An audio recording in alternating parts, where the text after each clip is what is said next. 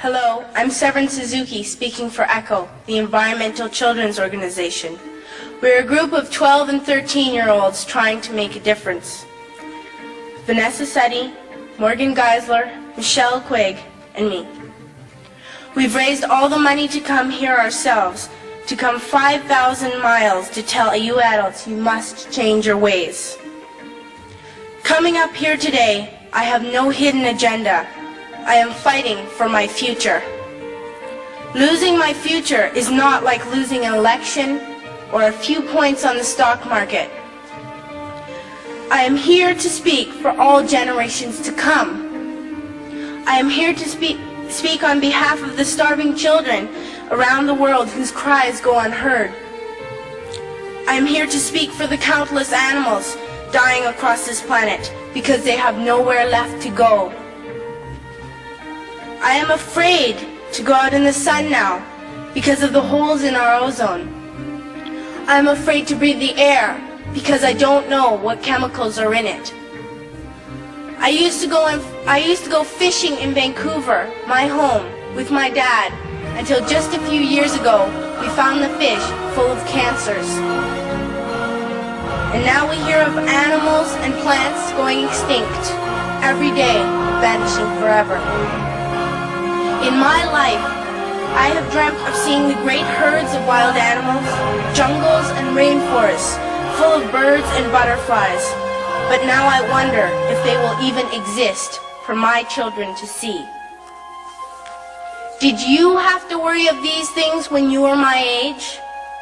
All this is happening before our eyes, and yet we act as if we have all the time we want and all the solutions. I'm only a child and I don't have all the solutions. But I want you to realize, neither do you. You don't know how to fix the holes in our ozone layer. You don't know how to bring the salmon back up a dead stream. You don't know how to bring back an animal now extinct. And you can't bring back the forest that once grew where there is now a desert. If you don't know how to fix it, please stop breaking it. Here, you may be delegates of your government, business people, organizers, reporters, or politicians, but really, your mothers and fathers, sisters and brothers, aunts and uncles, and all of you are someone's child. I'm only a child, yet I know we are all part of a family, 5 billion strong, in fact 30 million species strong, and borders and governments will never change that. I'm only a child, yet I know we are all in this together and should act as one single world towards one single goal. In my anger, I am not blind, and in my fear, I am not afraid of telling the world how I feel.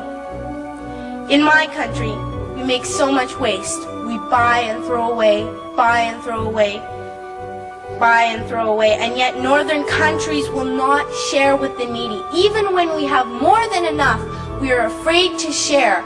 We are afraid to let go of some of our wealth. In Canada, we live the privileged life, with plenty of food, water, and shelter. We have watches, bicycles, computers, and television sets. The list could go on for 2 days.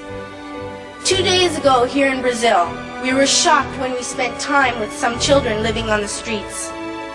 This is what one child told us. I wish I was rich. And if I were, I would give all the street children food, clothes, medicines, shelter, and love and affection. If a child on the streets who has nothing is willing to share, why are we who have everything still so greedy? I can't stop thinking that these are children my own age, that it makes a tremendous difference where you are born. That I could be one of those children living in the favelas of Rio. I could be a child starving in Somalia, or a victim of war in the Middle East, or a beggar in India. I am only a child, yet I know if all the money spent on war was spent on finding environmental answers, ending poverty, and finding treaties, what a wonderful place this earth would be. At school, even in kindergarten, you teach us how to behave in the world. You teach us not to fight with others, to work things out, to respect others, to clean up our mess, not to hurt other creatures, to share, not be greedy. Then why do you go out and do the things you tell us not to do? Do not forget why you are attending these conferences, who you're doing this for. We are your own children. You are deciding what kind of a world we are growing up in.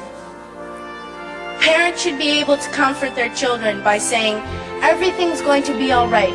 It's not the end of the world, and we're doing the best we can. But I don't think you can say that to us anymore.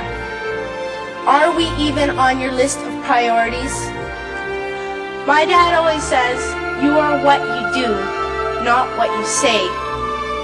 Well, what you do makes me cry at night. You grown-ups say you love us, but I challenge you, please, make your actions reflect your words.